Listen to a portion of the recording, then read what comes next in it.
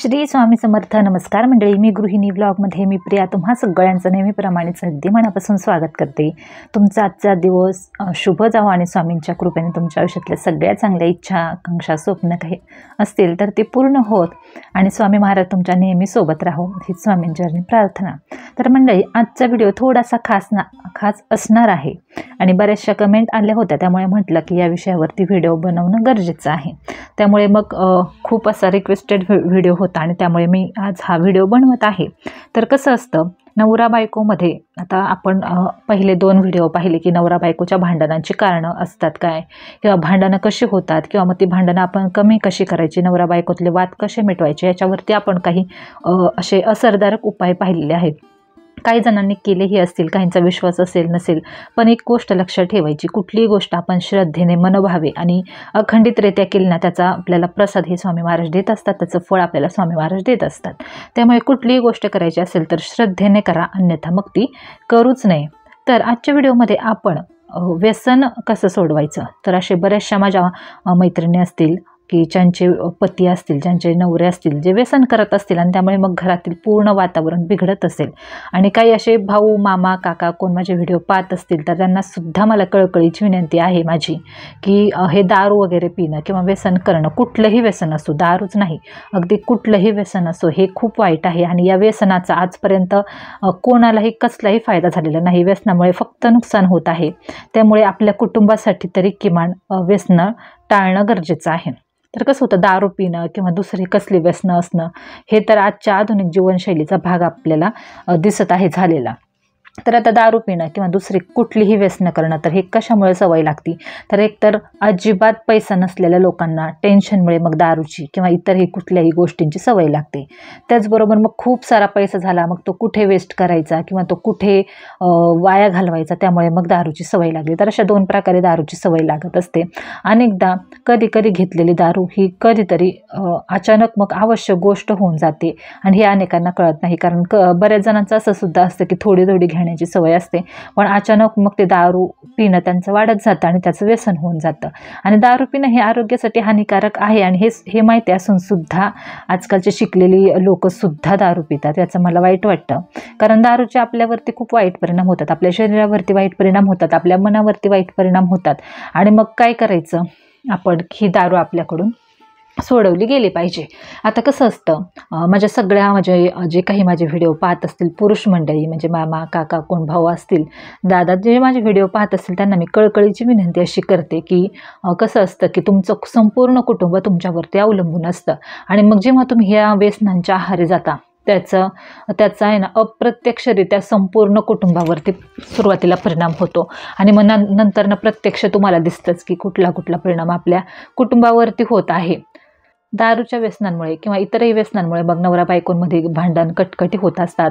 परिणामी मग नवरा बायकोची भांडणं झाली तर घरातलं पूर्ण वातावरण बिघडतं.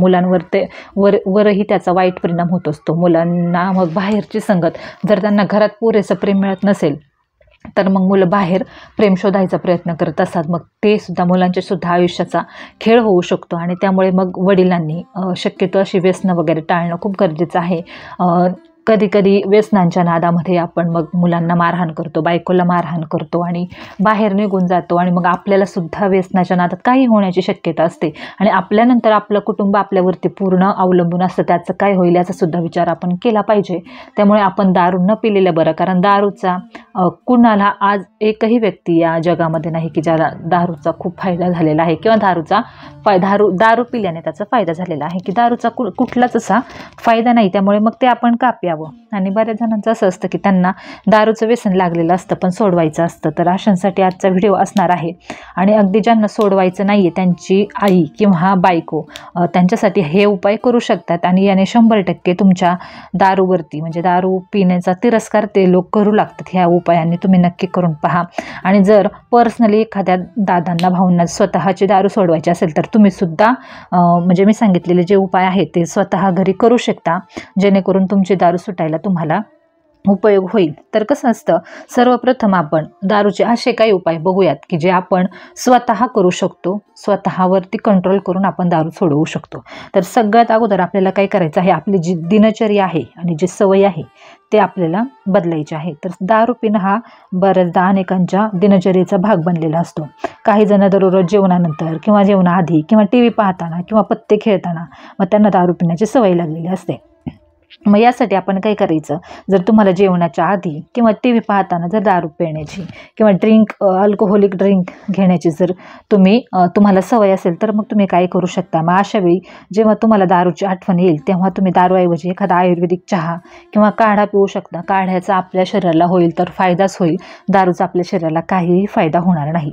तर मग जेव्हा तुम्हाला दारूची एक प्रकारे तलफ येईल तेव्हा मग तुमच्या वेळेला तुम्हाला तलफ येणारच आहे, त्यावेळी तुम्ही एखादा आयुर्वेदिक काढा बायकोला बनवायला सांगा आणि तो घ्या किंवा चहा घ्या. आल्याचा चहा घेतला तर उत्तम आहे. तर हे असे उपाय सुद्धा आपण घरी करू शकतो. त्याबरोबरच आपण काय करायचं, स्वतःला वचन द्यायचं. एखादी गोष्ट तडीला न्यायचीच असेल ना, तर त्याच्यासाठी आपल्याला दृढ निश्चय करणं महत्त्वाचं असतं आणि तरच ती गोष्ट पूर्णत्वाला जाऊ शकते. दारू सोडवण्याची जर तुम्हाला दारू सोडवायचीच असेल आणि मनापासून इच्छा असेल तर निश्चित तुम्ही निश्चय करा आणि त्यासाठी प्रयत्नपूर्वक स्वतःला एक वचन द्या. आणि सगळ्यात महत्त्वाचा उपाय हाच आहे. तर ज्याप्रमाणे करतो अनेक व्यक्ती मिठाई न खाणं, तर ज्यांना डायबिटीस वगैरे असतो, मिठाई न खाणं, नियमित योगासनं करणं, फिरणं, जंक फूड न खाणं, यासाठी काही लोक नाही का न चुकता त्या गोष्टी करतात आणि वजन वगैरे कमी करतात. तर मग आपण सुद्धा एक आठवडा फक्त स्वतःला द्या. जर एक आठवडा तुम्ही स्वतःला कंट्रोल करू शकला ना, तर तुम्ही आयुष्यभर कधीही दारूला स्पर्श करणार नाही. त्यासाठी स्वतःला वचन द्या आणि निश्चय करा. तर हा सोपा उपाय आहे. तुम्ही नक्कीच जर तुमची इच्छा असेल दारू सोडवायची तर नक्कीच तुम्ही करू शकता. त्याचबरोबर जर तुम्हाला कधी कधी दारूची म्हणजे तलफ आली किंवा मद्यपानाची तुम्हाला तलफ आली, तर मग अशा वेळी तुम्ही काय करा, तुमचा एखादा जवळचा छानसा मित्र असेल, चांगला मित्र, जो दारू पितो तो मित्र नाही, जो दारू पित नाही असा मित्र, तुमची बायको असेल, तर अशा व्यक्तीला तुम्ही सांगा की आता मला दारू पेयाविषयी वाटते आणि आता मी काय करू. तर मग ती व्यक्ती तुम्हाला नक्की समजावून सांगेल की दारूचे किती तोटे आहेत आणि निश्चितच तुमच्या मनातील दारूचा तिरस्कार अजून वाढेल आणि मग तुम्ही दारू पिणार नाही. आणि जर तुम्हाला जास्तच दारू पिण्याची इच्छा झाली तर एखाद्या आपल्या जवळच्या व्यक्तीला, जो तुमचा आवडता एखादा चांगला मित्र आहे किंवा बायको आहे, मुलं आहे, अशा मुलांना किंवा बायकोला घेऊन छान फिरायला जा बाहेर थोड्या वेळासाठी आणि तिकडे दुसऱ्या गोष्टींमध्ये मन गुंतलं जाईल आणि त्यामुळे दारू पिण्याची इच्छासुद्धा कमी होईल.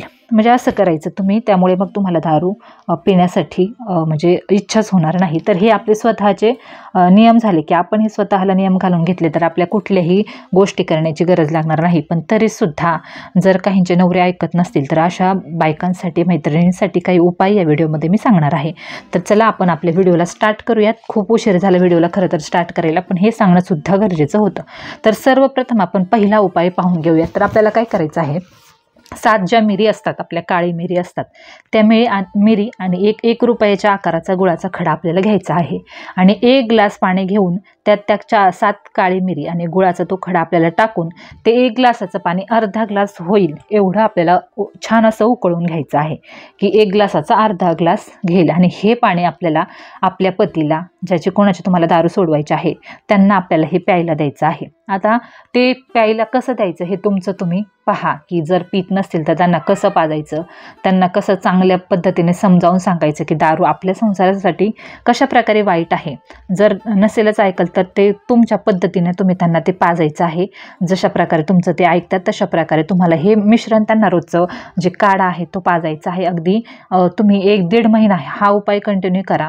त्यांच्या आपोआप जेव्हा त्यांना असंही तुम्ही करू शकता, जेव्हा तुम्हाला माहिती आहे की आपला नवरा कुठल्या वेळेला दारू पितो तर त्यावेळेला सुद्धा तुम्ही हे देऊ शकता, जेणेकरून त्यांची दारूची तलफसुद्धा जाईल आणि दारूचा त्यांना तिटकारा वाटायला सुरुवात होईल. तर हा एक उपाय आहे. आता त्यानंतर आपल्याला देवाची कुठली सेवा करायची आहे किंवा स्वामींचे किंवा श्री महादेवांचे कुठले उपाय करायचे हे आपण पाहूयात. तर आपल्याला काय करायचं आहे, आपल्या देव्हाऱ्यामध्ये एक महादेवांची पिंड ठेवायची आहे आणि त्या महादेवाच्या पिंडीवरती अगदी आपल्याला एक थेंब असा अभिषेक करत आपल्याला 108 शिवनामावली म्हणायची आहे. तर 108 शिवनामावली म्हणजे 108 जेवढी आपल्या महादेवांची नावं आहेत 108, तर तेवढी शिवनामावली आपल्याला त्या महादेवाच्या पिंडीवरती अभिषेक करता करता म्हणायची आहे. आणि थोडं थोडंसं पाणी टाकायचं आहे, जेणेकरून त्यांच्या पिण्यापुरतं होईल, कारण बाकीचं तर कोण पिणार नाही. त्यामुळे एक एक थेंब आपल्याला पाणी टाकून अभिषेक करून 108 शिवनामावली म्हणायची आहे. आणि हे आपल्याला 1.25 महिना 1.5 महिना तुम्हाला जोपर्यंत फरक पडत नाही ना, पण 1.5 महिन्याच्या नंतर 100% फरक पडतो, तोपर्यंत आपल्याला हे रोज कंटिन्यू करायचं आहे. 108 शिवनामावली आपल्याला अभिषेक करता करता म्हणायची आहे. म्हणजे शिवनामावली म्हणजे जेवढी शिवांची नावं आहेत की ओम शिवाय नमः, ओम महेश्वराय नमः, ओम शंभवे नमः, ओम वामदेवाय नमः, ओम विरूपाक्षाय नमः, ओम शशिशेखराय नमः, अशा प्रकारे आपल्याला 108 शिवनामावली म्हणायची आहे. आणि पिंडीच्या खाली आपल्याला छोटंसं ताट ठेवायचं आहे, जेणेकरून ते पाणी सोडलं की ते त्या ताटात पडेल. आणि ते पाणी आपल्याला कमीत कमी 1.5 महिना तरी हे पाणी आपला जो नवरा आहे किंवा पती आहे किंवा ज्याची कोणाची दारू तुम्हाला सोडवायची आहे त्यांनी पिलं पाहिजे, याची काळजी तुम्ही घ्यायची. कंटिन्यू 1.5 महिना हा उपाय आपल्याला करायचा आहे. आणि 108 वेळा शिवनामावली झाली, 108 शिवनामावली आपण म्हटलं, त्यानंतर आपल्याला शिवमहिम्न स्तोत्र वाचायचं आहे. आणि हे नित्यसेवेच्या पुस्तकात असतं. आणि जर तुमच्याकडे नित्यसेवेचं पुस्तक नसेल तर शिवमहिम्न स्तोत्र तुम्हाला यूट्यूबवरती मिळून जाईल, किंवा मग गुरुपीठ ॲप आहे त्याच्यावरती सुद्धा मिळून जाईल. हे सुद्धा आपल्याला तिथे देवासमोर पिंडीच्या वर अभिषेक करता करता बोलायचं आहे. त्यानंतर आपल्याला 5 वेळा कालभैरव अष्टक वाचायचं आहे. लक्षात घ्या, शिवमहिम्न स्तोत्र वाचायचं आहे, त्याचबरोबर 5 वेळा काळभैरव अष्टक वाचायचं आहे. आणि आपल्याला 1 वेळा वेदोक्त वल्गा सुक्त वाचायचं आहे. तर 1 वेळा वेदोक्त वल्गा सुक्त आपल्याला वाचायचं आहे. ते सुद्धा गुरुपीठ ॲप जर तुम्ही डाउनलोड केलं तर तिकडे तुम्हाला मिळून जाईल, किंवा यूट्यूबवरती सुद्धा मिळून जाईल. तर हे 3 उपाय आपल्याला देवाची सेवा, आपल्याला स्वामींची सेवा या पद्धतीने करायची आहे. शिवमहादेवांची सेवा आपल्याला या पद्धतीने करायची आहे. तर 108 शिवनामावली, त्यानंतर शिवमहिम्न स्तोत्र, त्यानंतर आपल्याला 5 वेळा कालभैरव अष्टक आणि 1 वेळा वेदोक्त वल्गा सुक्त वाचायचं आहे. तर हा उपाय तुम्ही कंटिन्यू 1.5 महिना करा. आणि त्याचबरोबर आपल्याला रोजच्या नित्यसेवेमध्ये सुद्धा खंड ठेवायचा नाही आहे. रोजची नित्यसेवा म्हणजे आपली रोजची नित्यसेवा म्हणजे 3 आपल्याला चारामृताचे अध्याय, आणि त्याचबरोबर आपल्याला 11 माळी जप आणि 11 वेळा तारक मंत्र तर म्हणायचं आहेच. ही आपली रोजची नित्यसेवा आपल्याला रोज करायचीच आहे. आणि त्यानंतर सगळ्यात महत्त्वाची गोष्ट म्हणजे स्वामी केंद्रात तुम्ही 108 आरतीला नक्की जा. त्याचा सुद्धा आपल्या घरात खूप पॉझिटिव्ह परिणाम होणार आहे, व्यसनावरती खूप पॉझिटिव्ह परिणाम होणार आहे. तुमच्या जवळपास कुठे स्वामी केंद्र किंवा मंदिर असेल तर नक्कीच 108 आरत्या तुम्ही करा, आणि हा तुम्हाला फरक नक्की जाणवणार आहे. तर माझ्या मैत्रिणींनी रिक्वेस्ट केली होती की व्यसनमुक्तीसाठी उपाय सांगा, तर त्यांच्यासाठी हा व्हिडिओ मी बनवला होता. व्हिडिओ कसा वाटला हे कमेंटमध्ये सांगा, आणि आवडला तर लाईक, शेअर आणि सबस्क्राईब नक्की करा.